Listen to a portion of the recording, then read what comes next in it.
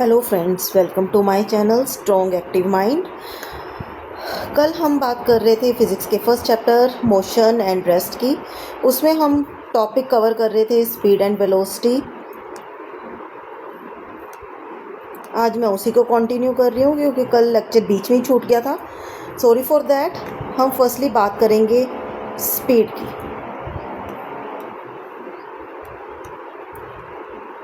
Speed होता क्या है? स्पीड आपने नॉर्मली डेली लाइफ में सुना होगा कि जब आप किसी भी व्हीकल पे मूव करते हो कि उसकी स्पीड कम रखनी है या एक पर्टिकुलर स्पीड गवर्नमेंट ने प्रोवाइड की हुई है, उसी स्पीड पे मूव करनी है बॉडी को, तो उसे डिफ़ाइन कैसे किया जाता है? Speed of an object is defined as the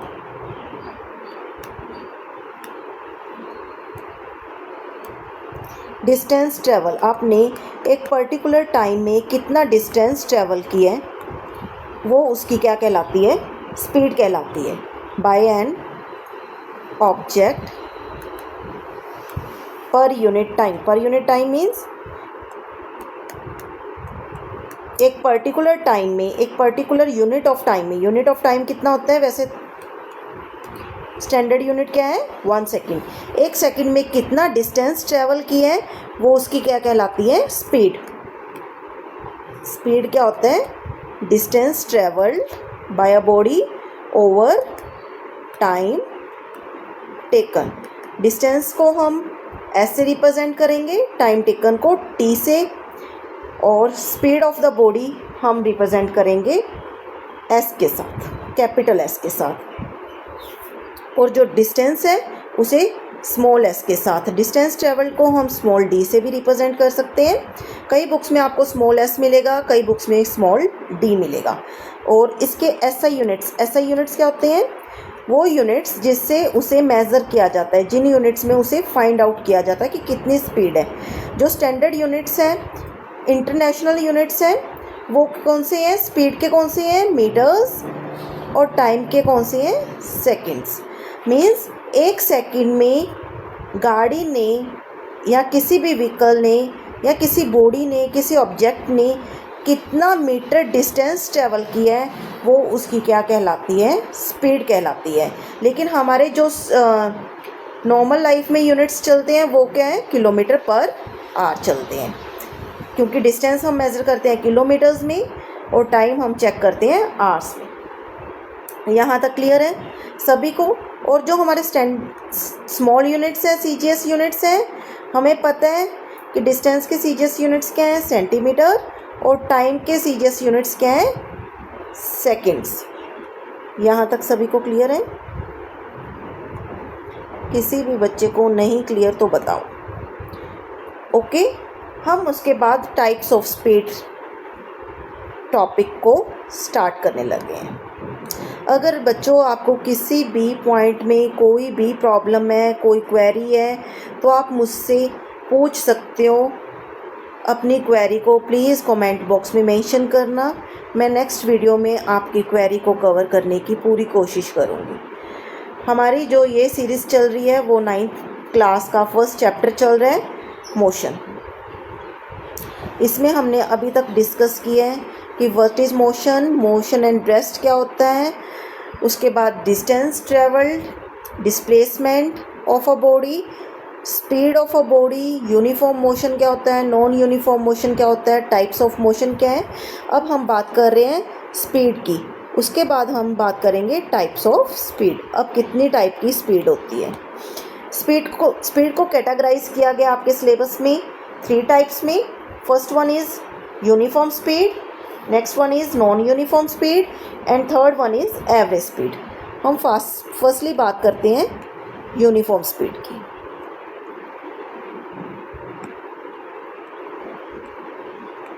uniform speed होता क्या? यूनिफॉर्म स्पीड को क्या बोलते हैं हम? कांस्टेंट स्पीड भी बोला जाता है। मीन्स अगर हर एक सेकंड में बॉडी इक्वल डिस्टेंस कवर करती रहती है तो उस स्पीड को क्या बोलेंगे? यूनिफॉर्म स्पीड बोलेंगे। और इसे डिफाइन कैसे किया जाएगा बच्चों? If a body covers equal distance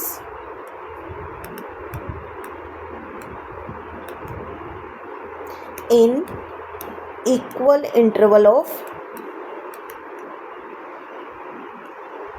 time. अगर एक पर्टिकुलर टाइम में बॉडी इक्वल डिस्टेंस ट्रेवल करती है तो उसे हम क्या बोलेंगे? Uniform speed. Second one is non uniform speed.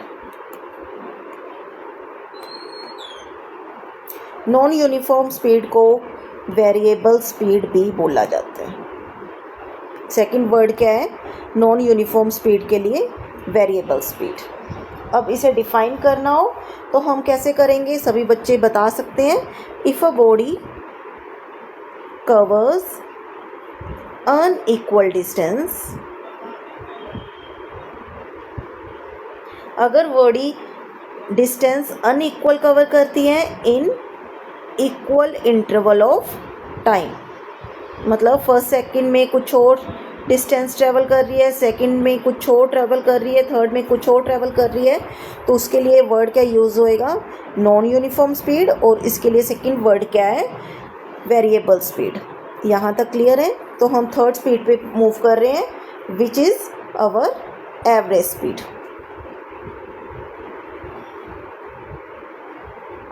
Third speed is our average. Average speed constant speed. अगर बॉडी कांस्टेंट स्पीड को फॉलो कर रही है मींस जो पाथ डिस्टेंस ट्रेवल किया जा रहा है वो इक्वल है, एक कांस्टेंट स्पीड है, तो उसकी एवरेज स्पीड भी सेम होएगी। लेकिन अगर हमें फाइंड आउट करना हो नॉन यूनिफॉर्म स्पीड के केस में तो एवरेज स्पीड को कैसे कैलकुलेट किया जाता है? Total distance travelled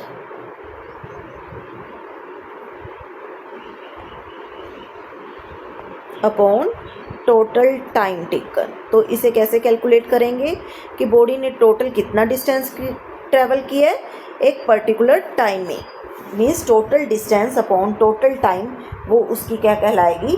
average speed कहलाएगी। यहाँ तक सभी बच्चों को क्लियर है? फर्स्ट हमने बात की थी यूनिफॉर्म स्पीड की। यूनिफॉर्म स्पीड क्या होती है? अगर बॉडी कवर करे equal distance in equal interval of time, तो इस स्पीड को हम सेकंड नेम क्या देते हैं? Constant speed. Second one is non uniform speed. इसके लिए सेकंड वर्ड क्या है? Variable speed. अगर बॉडी कवर करे unequal distance in equal interval of time तो उसे क्या बोलेंगे? Non uniform speed. Average, third one is average speed, that is total distance travelled upon total time taken. ये हमें किस केस में ज़रूरत पड़ती है एवरेज स्पीड की? जब हमारी बॉडी की कौन सी स्पीड हो? वेरिएबल स्पीड हो। और अगर उसकी कांस्टेंट स्पीड हो तो उसकी एवरेज स्पीड और कांस्टेंट स्पीड दोनों क्या होंगी? सेम होंगी। नेक्स्ट कंसेप्ट है हमारा वेलोसिटी। नेक्स्ट हम मूव कर रहे हैं हमारे नेक्स्ट डेफिनेशन पे विच इज़ वेलोसिटी। वेलोसिटी और स्पीड सेम है अगर बॉडी मूव करती है in particular direction. Velocity of a body is the distance travelled about distance travelled by a body per unit time. यहाँ तक डेफिनेशन सेम है, but यहाँ velocity is a vector quantity, तो इसमें डायरेक्शन भी होएगी in a particular direction, in a given direction और in a particular direction. आप कोई भी वर्ड यूज़ कर सकते हो। अगर स्पीड के साथ उसकी डायरेक्शन मेंशन की जाए तो उसके लिए वर्ड क्या यूज़ होएगा? Velocity. So velocity is distance traveled by a body in given direction। इसमें डायरेक्शन मेंशन करनी जरूरी है upon time taken. Distance travelled ऐसे लिखा जाएगा, टाइम टेकन टी, और वेलोसिटी के लिए हम वर्ड यूज़ करेंगे वी। यहाँ तक सभी को क्लियर है? क्योंकि अगर हम देखें distance travelled by a body in a given direction, उसके लिए सेकंड वर्ड हमने क्या यूज़ कर सकते हैं? This is definition of displacement also. So velocity is displacement upon time taken. यहाँ तक सभी को क्लियर है? तो अगर वेलोसिटी को in terms of displacement write down करना हो तो क्या लिखेंगे? Displacement produced by a body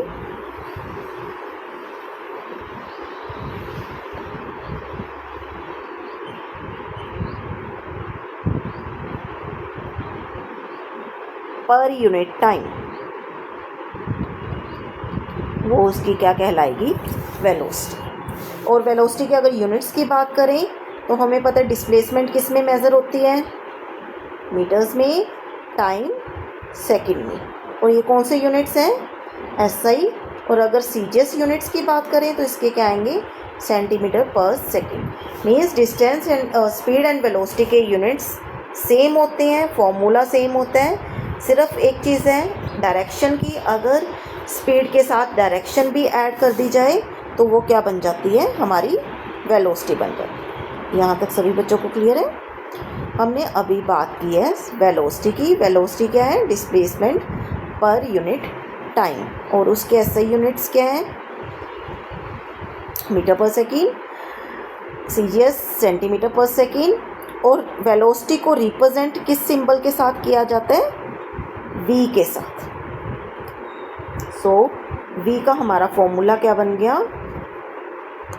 v is equal to S upon T. V represent करता है वेलोसिटी को, एस यहाँ पे रिप्रेजेंट करता है डिस्प्लेसमेंट को, और टी रिप्रेजेंट करता है टाइम टेकन को।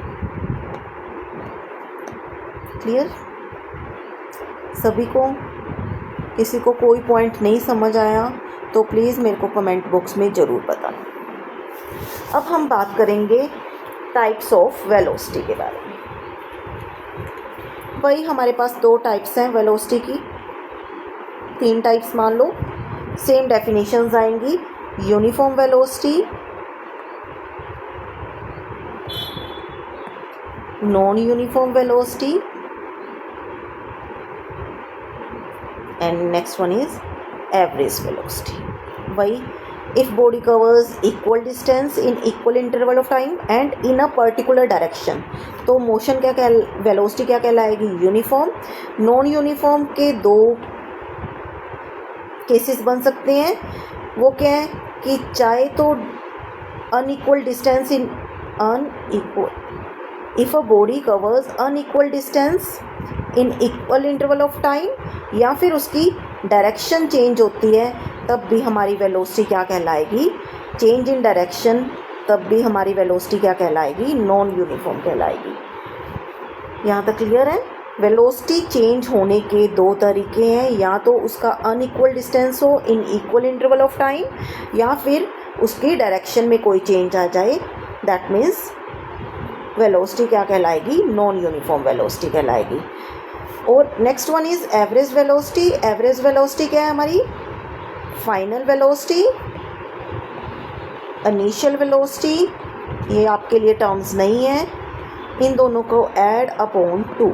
इनिशियल वेलोसिटी जिस वेलोसिटी से बॉडी ने मूव करना शुरू किया है, इसे हम सिंपलाइज करेंगे u के साथ।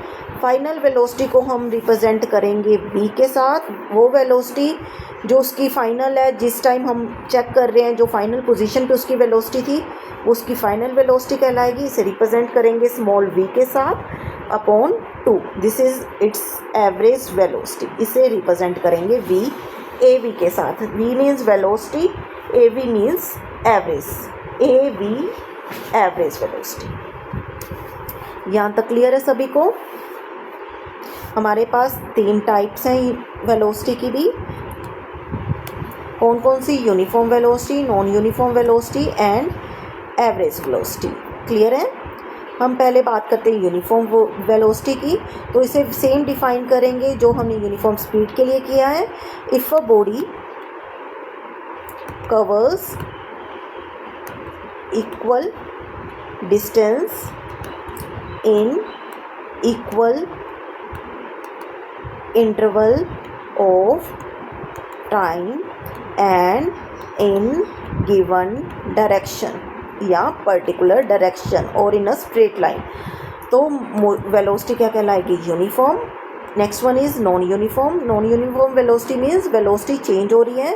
वेलोसिटी चेंज दो तरीक़ों से हो सकती है, या फिर तो उसका डिस्टेंस जो ट्रैवल है in equal interval of time वो डिफरेंट हो, means if a body covers unequal distance in equal interval of time. Second, velocity change हो सकती है जब उसकी डायरेक्शन में चेंज आ जाए, तब भी वेलोसिटी क्या कहलाएगी? नॉन यूनिफॉर्म वेलोसिटी कहलाएगी। Third one is average velocity. Average velocity क्या है हमारी? Final velocity plus initial velocity upon 2, means जो हमारी स्टार्टिंग पॉइंट पे वेलोसिटी थी, जो हमारी लास्ट पॉइंट पे वेलोसिटी थी, उन दोनों का एडिशन को अगर हम 2 से डिवाइड कर देंगे वो हमारी क्या कहलाएगी? Average velocity. क्लियर? हम नेक्स्ट कंसेप्ट पे मूव कर रहे हैं।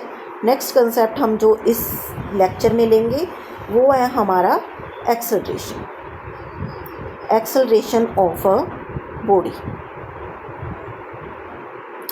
अब कई बच्चों के मेरे पास मैसेजेस आए हैं, मैम हमें न्यूमेरिकल्स भी सॉल्व करने सिखाओ। हम उसके लिए एक अलग से वीडियो, एक अलग से लेक्चर प्रिपेयर करेंगे। अभी हम नेक्स्ट टॉपिक पे मूव कर रहे हैं, जो हमारा टॉपिक है एक्सेलरेशन।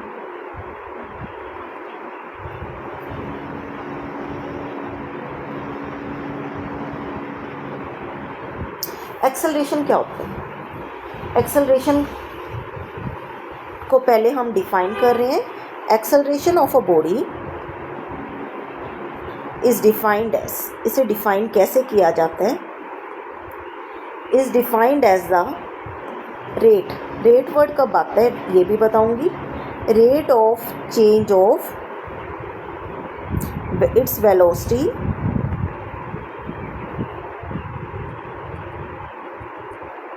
With time. जब हमारे डिनोमिनेटर में टाइम आता है तब हम वर्ड यूज़ करते हैं रेट का। इसका मतलब क्या है? Acceleration is equal to change in velocity. Velocity में कितना चेंज आया टाइम के साथ, वो हमारी क्या कहलाती है? एक्सेलरेशन कहलाती है। Change in velocity over time taken, this is acceleration. Acceleration को रिप्रेजेंट किया जाता है स्मॉल ए के साथ। Change in velocity means final velocity minus initial velocity. अभी बताया है फाइनल वेलोसिटी और इनिशियल वेलोसिटीज होते क्या हैं? फाइनल वेलोसिटी होती है वो वेलोसिटी जो एंड पॉइंट पे थी। इनिशियल वेलोसिटी जिस पॉइंट से शुरू किया तब कौन सी वेलोसिटी थी, upon time taken, it is equal to acceleration. इस एक्सेलरेशन का फॉर्मूला क्या ड्राइव किया हमने? Change in velocity a is equal to, acceleration को रिप्रेजेंट किया जाता है स्मॉल ए के साथ। Small a is equal to change in velocity upon time taken, means final velocity minus initial velocity over T. Final velocity हमारी क्या है, किससे रिप्रेजेंट होती है? स्मॉल वी के साथ। इनिशियल वेलोसिटी को रिप्रेजेंट किया जाता है स्मॉल यू के साथ, upon time taken that is small T. यहाँ तक सभी को क्लियर है? अब हमारे पास दो केसेस बनते हैं। कौन कौन से दो केसेस बनेंगे? एक केस बनता है कि फाइनल वेलोसिटी हमारी ज़्यादा हो सकती है इनिशियल वेलोसिटी से, और सेकंड केस बनता है हमारा इनिशियल वेलोसिटी ज़्यादा हो सकती है फाइनल वेलोसिटी से। फॉर एग्ज़ाम्पल, अगर फाइनल वेलोसिटी ज़्यादा है, मतलब बॉडी ने मूव किया फ्रॉम स्टॉप, मतलब जहाँ पहले इनिशियली बॉडी रेस्ट पे थी तो उसकी इनिशियल वेलोसिटी कितनी हो जाएगी? 0।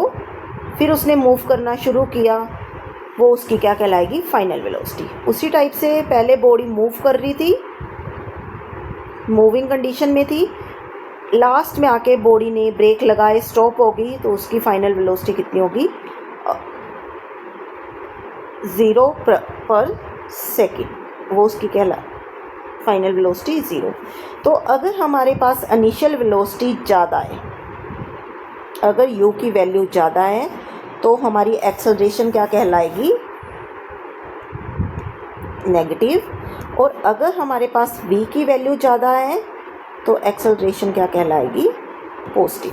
सो acceleration can be negative, positive and 0 2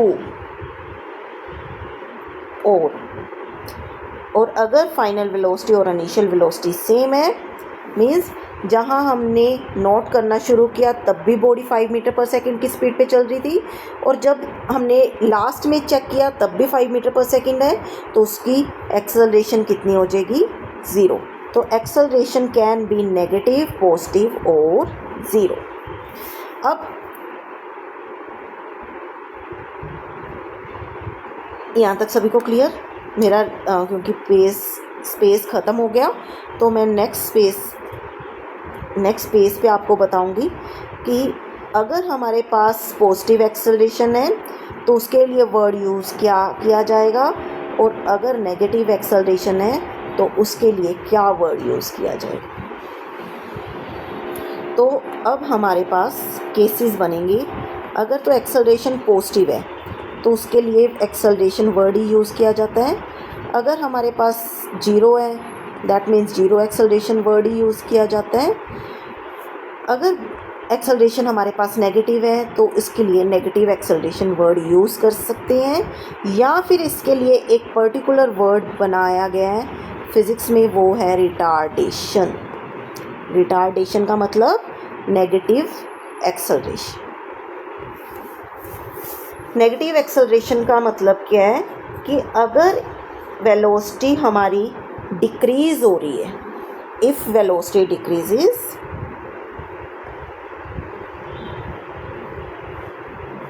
with respect to time, then body is in retarded motion, या फिर जो एक्सेलरेशन है वो हमारी क्या है? रिटार्डेशन है या फिर नेगेटिव एक्सेलरेशन है। ये किस केस में होएगा? जब हमारी फाइनल वेलोसिटी कम होएगी इनिशियल वेलोसिटी से,